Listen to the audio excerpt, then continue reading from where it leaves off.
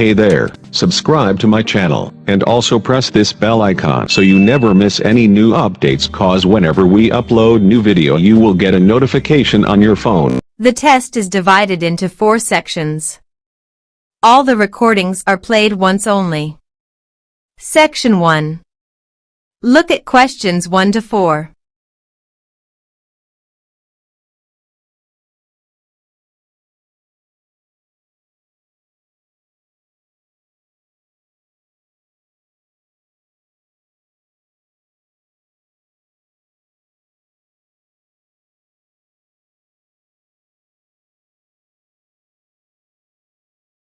Good afternoon, Grandview Hotel. Yes, hello. I'm planning to spend a few days in your city next week, and I'd like to, make a reservation. Of course. When did you want to stay here? Next week, Wednesday night and Thursday night. So that's February 13th and 14th. Yes, that's right. And how many guests will there be? Just me. So, do you have a room available? Yes, we do. I'll just need to take some of your information. May I have your name, please? Oh, right, yes. It's Roxanne Wilson. Wilson. Thank you, Miss Wilson. And may I have your credit card number? It's 233-618-9872. 9872. Got it. All right, Miss Wilson. I have your reservation confirmed. Can I help you with anything else? Look at questions 5 to 10.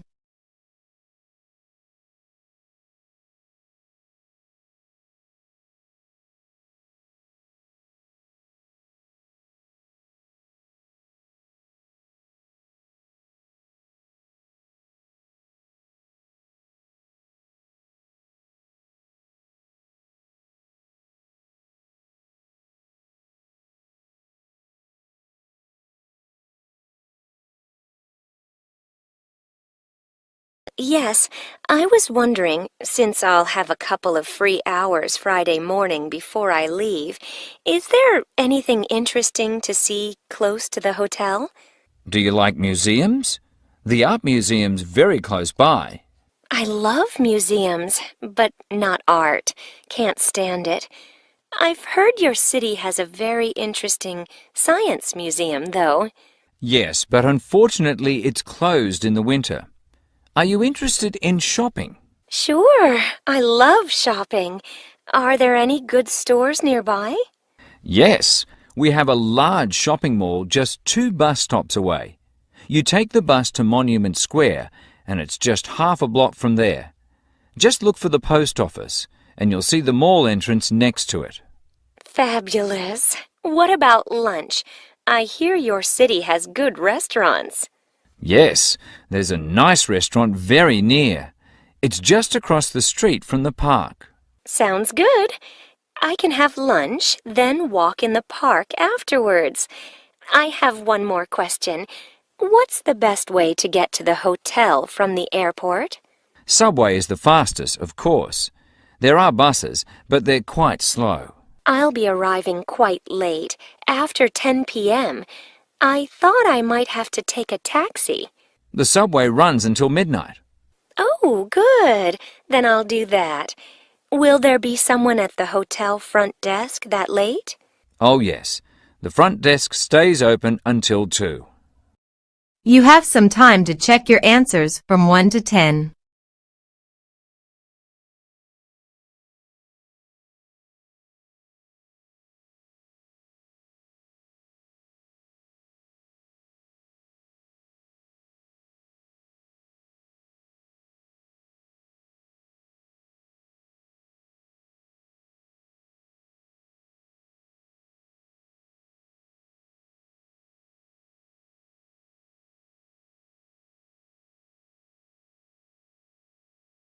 Section 2. Look at questions 11 to 15.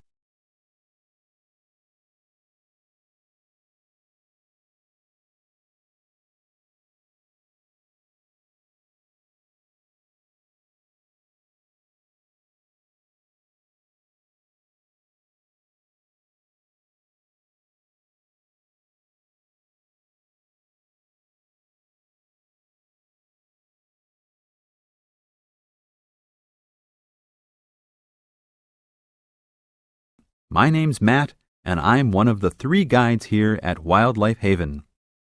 Our job is to make sure that you all have a great time here with us and go home feeling happy and relaxed.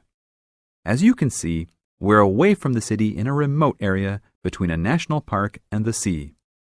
To encourage you to relax, there are no radios or TVs, and the only phones and newspapers are in the office. So, if peace and quiet is what you've come for, this is the place to be. From your cabin on the hill, you'll find you have the national park behind you, and you can look out from the sea from your front balcony. Your luggage will be unloaded from the bus and taken to your rooms in a few minutes.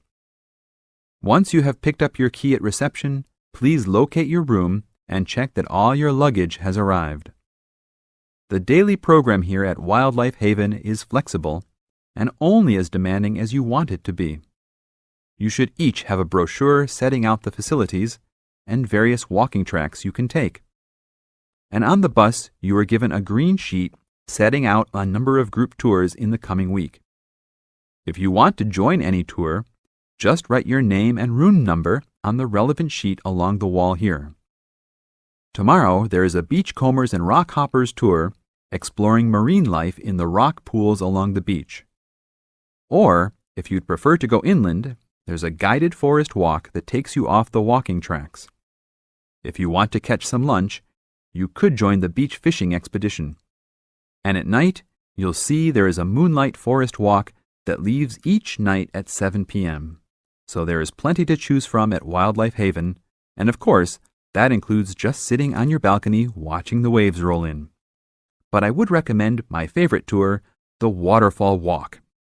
This departs at sundown each day and also provides the opportunity to have a moonlight swim. Look at questions 16 to 20.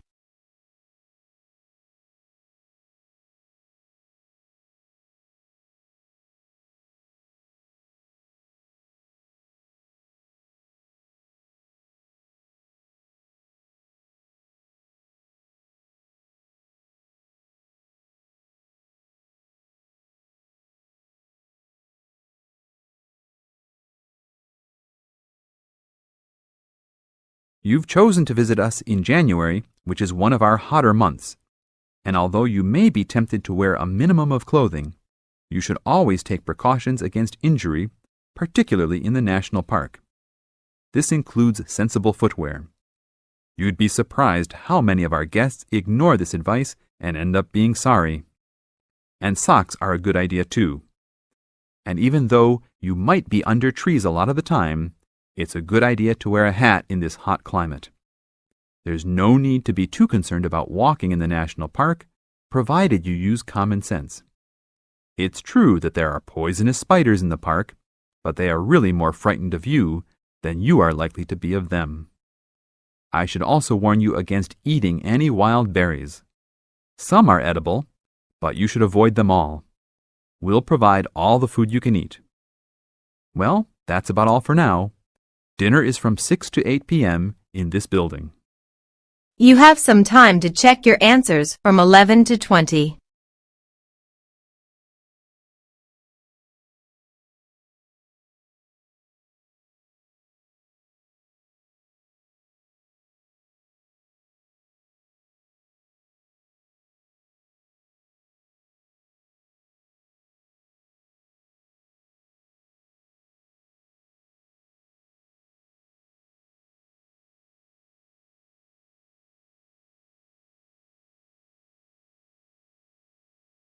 Section 3. Look at questions 21 to 26.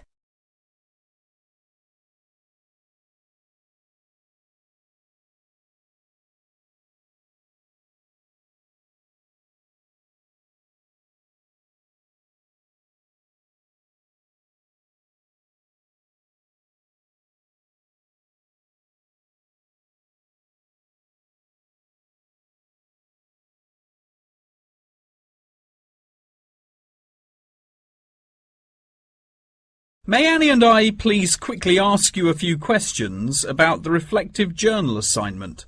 It's just that we're a bit confused as to what you want us to include and discuss. Yes, of course. What are you having trouble with? Well, everything really. To start with, what should be included first in the reflective journal? Perhaps suggestions from others? No. Firstly, you should include the study goals you set yourself at the beginning of the module. This section should have been discussed in some detail towards the beginning of the course by Professor May. You should be able to find her suggestions on the slides she has provided the class online. Okay, thank you, Professor. Could I also trouble you to take a brief look at my bibliography and footnotes? I feel like they're missing something. Most of our friends' bibliographies are longer. Well, looking at this, Annie, I can see that you have used a wide range of resources, which shows that you have made effective use of communication technology. As far as I can tell, you need not make any changes to this, although you might want to double-check that your referencing complies with the Harvard referencing style regulations. Oh, I'm very surprised you've said that. Thank you. Now I can set my mind at ease. Tom, you said you wanted to ask the professor about the achievement section. Ah, yes, Professor. In the assignment guidelines, we're asked to introduce and elaborate on our biggest achievement in the past, saying which skills we learned in the process and how these skills can be transferred to various different future careers. The only problem is that I don't know what my greatest achievement actually is. I've only ever worked as a waiter in a hotel restaurant during the summer holidays from university. If you worked as a waiter in a hotel restaurant, you're bound to have worked with other waiters as part of a team. Would you say that during your time as a waiter, you developed any leadership skills? Yes, well, I suppose I was asked to become the team leader of the food and beverage department, but that's hardly an achievement. You might not think so, but if you write that you were offered the position of the team leader, it shows a lot more about your character. For example, that you're charismatic and work well in a high-pressure situation. I never would have thought to write that down. Thank you. I guess I should start listening to others more often. Annie, do you have any more questions, or are you ready to go back to the library? Yeah, I think I've got everything I need. Thank you very much, Professor Tomlinson. That was really helpful. I'm actually starting to look forward to writing this now, and it should be a really useful exercise to prepare us for writing CVs and applying for jobs. It's shocking how bad I am at identifying my strengths and weaknesses. Professor Tomlinson has shown me that I definitely need to start displaying some self-awareness. Yeah, Tom, you really do. You're always so modest. Modesty is great until it comes to applying for jobs. Look at questions 27 to 30.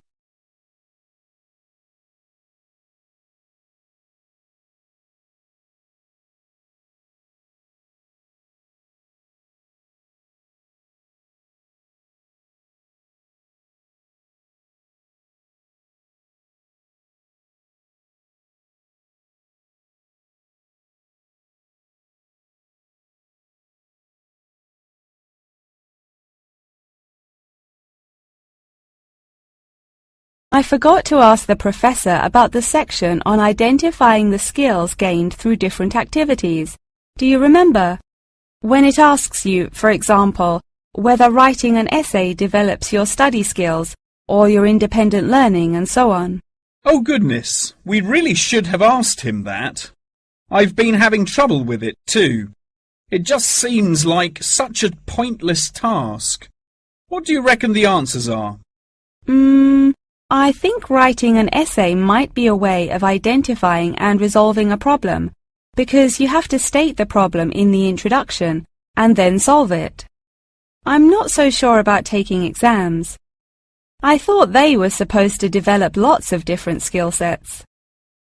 If I really had to choose, I'd say that taking exams enables you to become more confident in yourself. Do you agree? Maybe. I really don't know either. What do you think about the last two? Making class notes and presentation notes? Oh, it's so difficult. I think making class notes has to be a way of becoming a more independent learner, because you yourself decide what the important information is and learn it. That reminds me, I find taking presentation notes is a disaster. The professors speak much too quickly, and I write much too slowly. You have some time to check your answers from 21 to 30.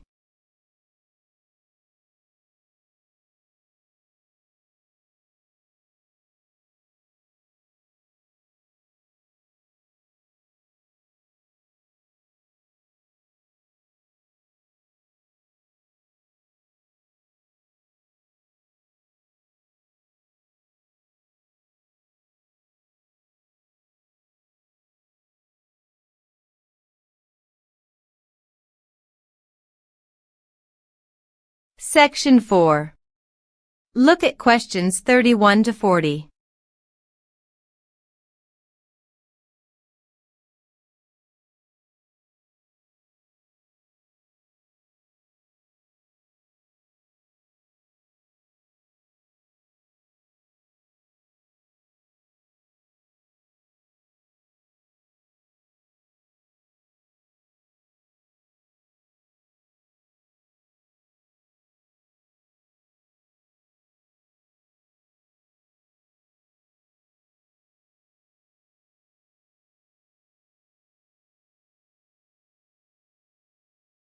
Thanks for turning up today for this short talk I'm going to give on student banking. Many of you are unfamiliar with the way banks work in this country, and today's talk should just give you a few starting points. Well, as you probably know, you'll need to open a bank account while you are here. The safest place to keep your money is a bank. Choose one that is near where you study. All the major banks in Britain offer special facilities for students and will be only too happy to explain how to open an account. The most useful type of account is a current account. You can pay in money received in any form and then draw it out when you need it by using your checkbook. Writing out checks in their name can make payments to other people. If you want to draw out cash for yourself, make the check payable in your own name or to cash. A check crossed with two parallel lines is even safer, as it must be paid into a bank account.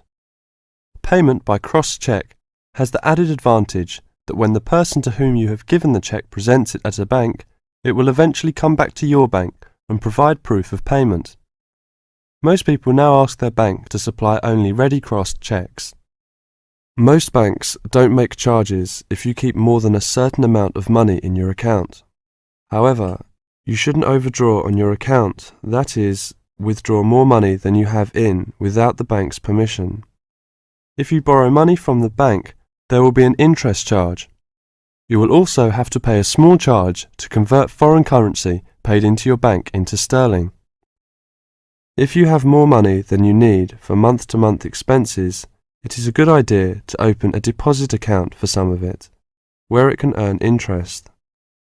This interest is taxable, but if your bank knows that you are not normally resident in Britain, then you do not pay tax on it. You can't pay by cheque on a deposit account, and to withdraw money you should give the bank 7 days' notice, or you'll lose 7 days' interest. When you have established yourself as a satisfactory customer with the bank, they can issue you a cheque card. This is really an identity card, which guarantees that correctly written cheques up to the value of £50 will be honoured by the bank. A cheque card can be very useful, as many shops and enterprises, particularly in London and the cities, will not accept a cheque unless a cheque guarantee card backs it. You can also use it with your chequebook to draw up to £50 cash from almost any bank in Britain.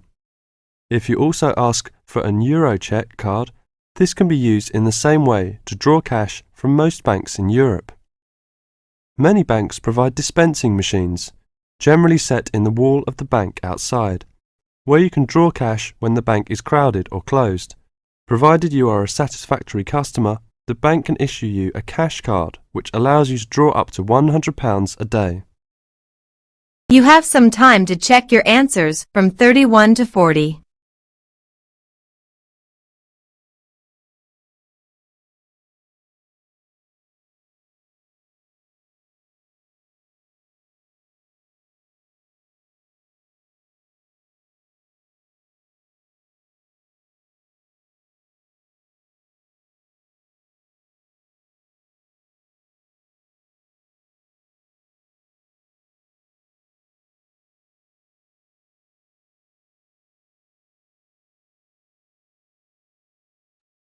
In the IELTS exam, you will have 10 minutes to transfer your answers to the answer sheet.